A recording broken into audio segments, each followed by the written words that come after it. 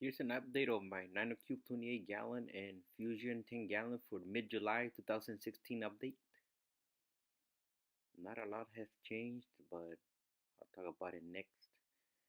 In general, the tanks are doing well, with the exception of a few corals, which are SPS as usual. There's always a problem with one of my SPS, especially when I move things around, but nothing much you can do. Some new corals have lost some of their color, like my rainbow monti and bird of paradise, and I think it has to do with the salt. I'm thinking about going back to Red Sea Coral Pro because in my experience I had better colors out of my SPS with that salt. So I think I am gonna go back once I'm done with the box of Instant Ocean, which is what I'm using right now. So here's my Nanocube 28 gallon, the full front view. Start with this one. I trimmed my green star polyp, my GSP from the glass, and positioned my orange monti a little higher because it was blocking the view of some of my corals, and I also knocked it over by mistake. Like I was saying, my colors on my SPS were better with Red Sea, so that's why I'm going back to it. Honestly, here's the price difference between both salts, if anybody wants to know. I use about 4 gallons a week, so it's not a lot of difference when it comes price per gallon. So in a nano tank like this, it's worth it because of the better colors, and it's only a few bucks difference. So I'm probably gonna do that. Go back to Red Sea. Here's my Nanocube right side view from the front. As usual, my LPS and ZOAs they always do better than my SPS. Most ZOAs. Some ZOAs are also a little testy, especially the high end ones. Um, Towards the front, there's my purple stylo colony, so showing a little bit of RTN right there, which is when SPS turning white from the bottom to the top. Also, my rainbow monti has lost some color, and my Setosa is not doing well either. Even hardy SPS like montes are very sensitive to changes, and sometimes you don't even know why they're not doing well. Some do well and some don't. SP and montes, so I don't know. It's just the way it is sometimes. It's a mystery.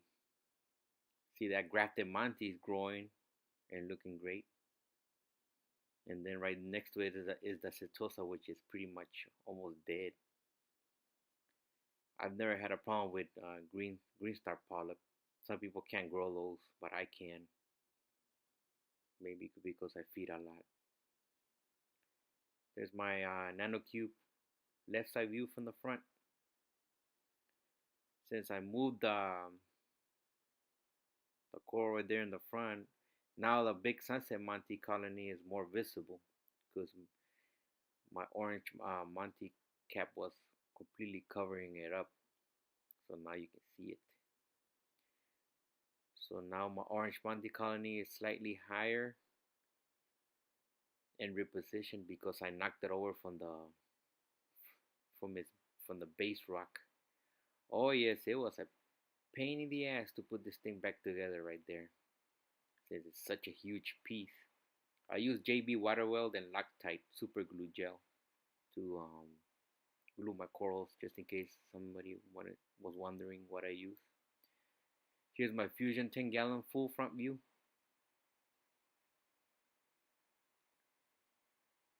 Everything is looking pretty nice. Most of my new and old corals are doing well, with the exception of the bird of paradise, which has lost some color. It used to be bright green, but now it's more towards the white side.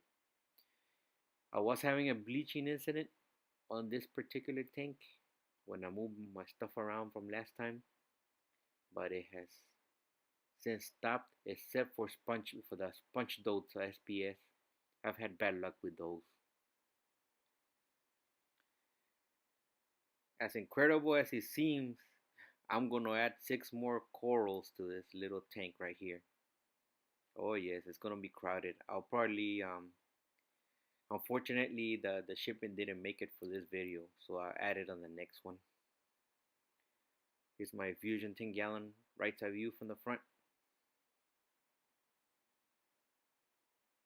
LPS, Polys, and Zoas doing well in the right rear corner of this tank. That's where I'm trying to keep all those guys back there, all those corals back there. The encrusting SPS area is doing well. All those encrusting SPS have grown since last video. Also, the acans have new hits in all of them, and the colors are better too. I direct feed my acans and my corals twice a week. I've noticed, and other people have noticed also, that if you don't feed acans directly, they lose color and they also don't grow. So if you have acans, remember that. Here's my Fusion 10-gallon left side view from the front. There's my plating monting section growing and coloring up. There's my digitata burst nest section. I also moved my commoners MV psammocora back into this tank from my Nanocube 28-gallon. Didn't have a lot of room for it over there. Here's my pink stylo and watermelon psammocora doing okay. And on the right side view, towards the right over there, on the right corner, is my screaming burst nest. That's one of my favorite corals right there, and it's growing, so that's a very good sign. So I'll end the video now with some full tank shots. Quick video, not a lot of changes. That's the Nanocube 28-gallon and my Fusion 10-gallon. I'll make sure I put in the new corals next time. Thanks for watching, comment, share, and subscribe.